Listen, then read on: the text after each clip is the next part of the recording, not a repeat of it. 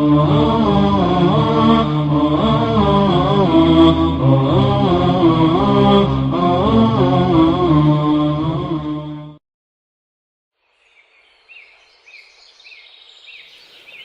لله والصلاة والسلام على رسول الله اما بعد.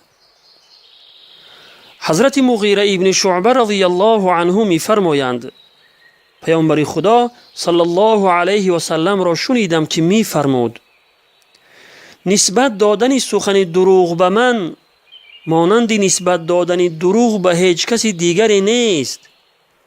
هر کس سخن دروغی را بر من نسبت دهد جایش را در دوزخ آماده نماید.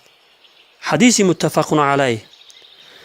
بعضی انسان‌هایی وجود دارند که مردم را به کارهای خوب تشویق می‌کنند و برای تأیید قولشان سخنی می‌گویند و آن را به پیامبر خدا صلی الله علیه و سلم نسبت می‌دهند که گویا این سخن از جانب پیامبر خدا صلی الله علیه و سلم بیان شده است.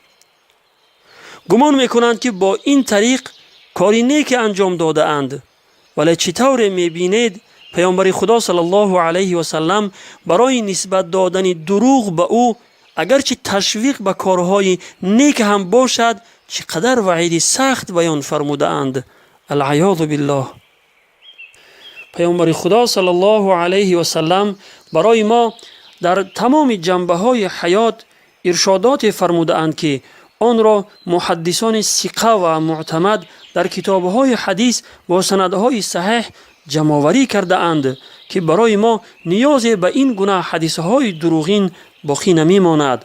اگر روایت کردن چنین حدیث‌های دروغین اجازت می‌شد آهسته آهسته در دین رخنه ایجاد می‌شد و زمان فرا می‌رسید که دشمنان اسلام بر دین طعنه رسانده می‌گفتند که دین اسلام دین بی اساس است، مردم آن را از پیش خود اختراع کرده اند.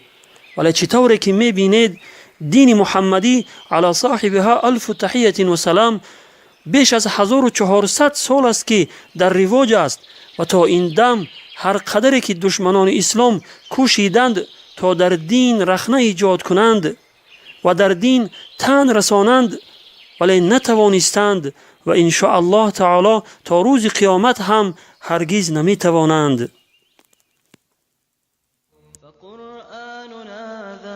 القائد وتفسيره ساطع كالنجوم وفي روحنا سنة المصطفى وفقه الشريعة علم يدوم. فقرآننا ذلك القائد وتفسيره ساطع كالنجوم وفي روحنا سنة المصطفى وفقه الشريعة علم